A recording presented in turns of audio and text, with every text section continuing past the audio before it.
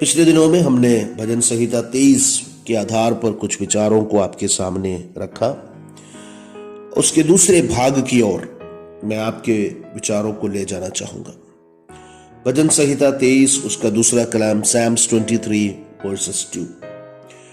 वह मुझे हरी हरी चराइयों में बैठाता है, वह मुझे सुखदाई जल के झरने के पास ले चलता है।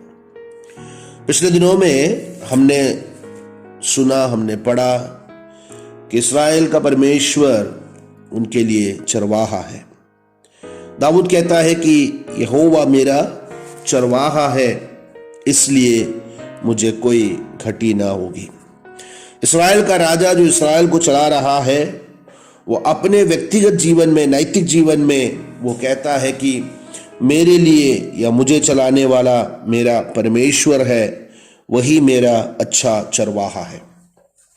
अब ये दूसरे कलाम में जब हम आते हैं तो परमेश्वर के द्वारा या उस अच्छे चरवाहे के द्वारा अपने भेड़ों के लिए किए जाने वाले प्रबंध के बारे में हम यहाँ पर पढ़ सकते हैं।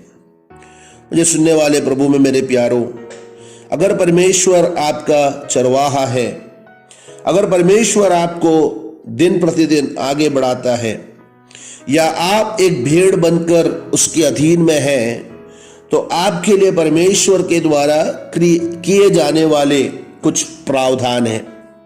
अब वो प्रावधानों के बारे में ये भजन संहिता का रचयिता राजा दाऊद दूसरे कलाम में कहता है। उन्होंने ऐसा कहा, मैं वापस पढ़ना चाहूंगा।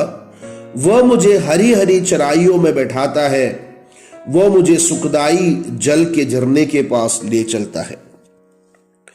एक भेड़ के संबंध में या एक बकरी के संबंध में हरी चराइयों का बहुत बड़ा महत्व है।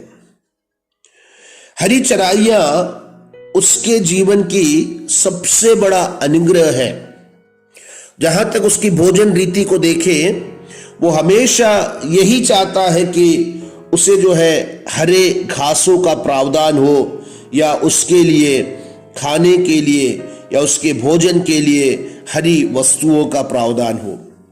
और यहां पर राजा दाऊद कहता है कि जब मैं एक चरवाहा था, जब मैं अपने भेड़ों को लेकर चरवाहे के रूप में मैं जब अपने बाप के भेड़ों को चराता था, मैंने हमेशा यही कोशिश की, ये हमेशा मेरा मुख्य लक्ष्य यही रहा कि मेरे भेड़ों को हरी चराइयां मैं प्रदान करूं।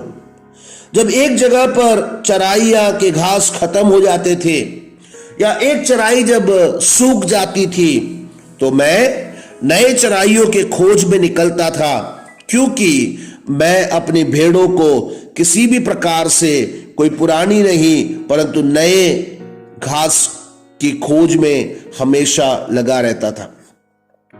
जब हम इस्राएल के चरित्र को पढ़ते हैं, भविष्यद्वक्ताओं की पुस्तकें जब पढ़ते हैं, तो हम देखते हैं कि वहां पर परमेश्वर खुद अपने आप को अपने लोगों के लिए एक चरवाहे के समान प्रकट करता है।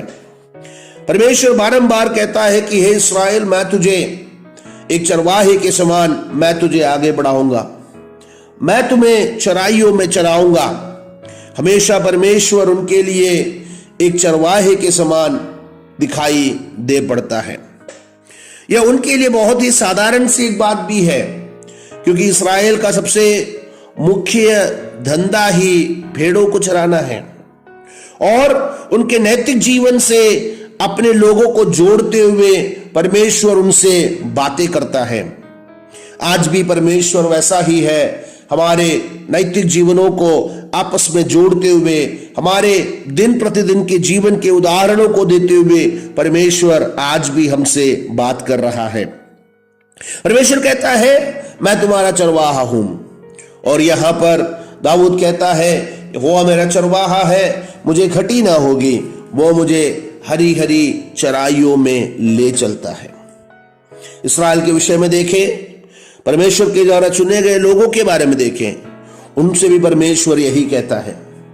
यहेजकेल भविष्यद्वक्ता की पुस्तक उसका 34वां अध्याय उसका 14 और 15वां कलाम, मैं उन्हें अच्छी चराई में चराऊंगा और इस्राएल के ऊंचे ऊंचे पहाड़ों पर उनको चराई मिलेगी। वहां वे अच्छी हरियाली में बैठा करेगी और इस्राएलियों के पहाड़ों पर उत्तम से उत्तम चराई चरेगी। मैं आप ही अपनी भेड़ बकरियों का चरवाहा होऊंगा और मैं आप ही उन्हें बैठाऊंगा। परमेश्वर यहोवा की यह वाणी है। परमेश्वर अपने लोग इस्राएल के बारे में कहता है कि मैं उन्हें अच्छी चराइयों में चराऊंगा। एक भेड़ के संबंध में, एक भेड़ बकरियों के विषय में उनके लिए सबसे मुख्य बात अच्छी चराइयां है। और परमेश्वर कहता है कि मैं खुद उनका चरवाहा बनकर, मैं खुद उनका चरवाहा होकर मैं उन्हें अच्छी चराइयों में चलाऊंगा और मैं उन्हें ऐसे ऐसे स्थानों पर ले जाऊंगा जहां पर उनको चराई मिलेगी, जहां पर उनको चराइयों का प्रबंध होगा। वहां वे अच्छी हरियाली में बैठी करेगी और इस्राएल के पहाड़ों पर उत्तम से उत्तम चराइयों में चरेगी। देखिए परमेश्वर अपने लोगों के बारे में कितना विचार करता है। परमेश्वर अपने चुने हुए लोगों के बारे में कितना ज्यादा परमेश्वर उनके बारे में चिंतित रहता है। परमेश्वर जानता है कि उनकी आवश्यकताएं क्या है। परमेश्वर जानता है कि उनके दिन प्रतिदिन की आवश्यकताएं कैसी है। एक भेड़ के संबंध में उनके लिए आवश्यकता अच्छी चराइयां है और परमेश्वर कहता है कि मैं उत्तम से उत्तम चराइयों में उनको चलाऊंगा। और उसका 15वां कलाम ऐसा पढ़ा हमने, मैं आप ही अपनी भेड़ बकरियों का चरवाहा होऊंगा और मैं आप उन्हें बैठाऊंगा। परमेश्वर यहोवा की यह वाणी है। खुद भविष्यद्वक्ता के द्वारा परमेश्वर अपने लोगों तक ये वचन को पहुंचाता है कि जैसे एक चरवाहा अपने भेड़ों को हरी चराइयों की ओर ले जाता है, वैसे मैं भी हे इस्राएल तुम्हें तुम्हारे जीवन की अवस्था में अच्छी चराइयों में ले जाना चाहता हूं। नए नियम में जब हम आते हैं तो परमेश्वर ने अपनी कलीसिया को नए इस्राएल के रूप में चुना है और आज उस कलीसिया से परमेश्वर को यही कहना है कि अगर मैं तुम्हारा चरवाहा रहूंगा, अगर तुम मुझे अपना चरवाहा बनाओगे तो मैं तुम्हें हरी चराइयों में ले जाऊंगा। कई बार जीवन की कई परिस्थितियों में, कई बार जीवन की कई अवस्थाओं में हम अपनी मर्जियों की चराइयों में जाने के कारण हमें ना तो हरी चराइयां मिल पाती है और ना ही हम उससे तृप्त हो पाते हैं। परंतु परमेश्वर कहता है कि मैं अगर तुम्हारा चरवाहा बनूंगा, मैं तुझे हरी चराइयों की ओर ले जाऊंगा। पिछले दिनों में हमने सुना परमेश्वर खुद कहता है कि मैं ही अच्छा चरवाहा हूं। प्रभु यीशु मसीह कहता है मैं ही चरवाहा हूं और मैंने जो आया मैं अपने प्राणों को अपने भेड़ों के लिए देने के लिए आया। यूहन्ना रचित सुसमाचार उसके 10वें अध्याय उसके 9वें कलाम में ऐसा लिखता है, द्वार मैं हूं, यदि कोई मेरे द्वारा भीतर प्रवेश करे तो उद्धार पाएगा और भीतर आया जाया करेगा और चारा पाएगा। देखिए भीतर आना जाना मात्र नहीं, और वो कहता है कि भेड़ों को जो चारे की जरूरत है वो मुझसे ही पाएगा।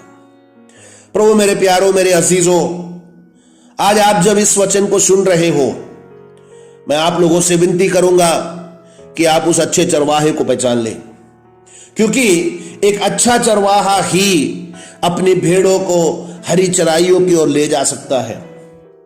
एक अच्छा चरवाहा ही यह जानता है कि उसकी भेड़ों की आवश्यकता क्या है। एक अच्छा चरवाहा ही यह जानता है कि उसके भेड़ कहां पर सुख से रह पाएंगे। क्या उस अच्छे चरवाहे के पास वापस आने का मन हमारे जीवन में होगा? हमने कई सारे चरवाहों का पीछा हमने कर लिया, कई सारे चरवाहों के पीछे हमने यहां वहां भाग दौड़ कर ली, परंतु कभी भी जिस प्रकार से तृप्ति की जरूरत एक भेड़ को होनी चाहिए, उस प्रकार से तृप्ति हम अपने जीवन में नहीं पा रहे, क्योंकि इनमें से कोई भी अच्छा चरवाहा नहीं था। परंतु यहां पर कहता है कि मैं अच्छा चरवाहा हूं, जो मेरे द्वारा अंदर प्रवेश करेगा वो चारा पाएगा, वो तृप्त भी होगा। इसीलिए तो परमेश्वर ने हमें बुलाया है। परमेश्वर चाहता है कि हम तृप्त रहें।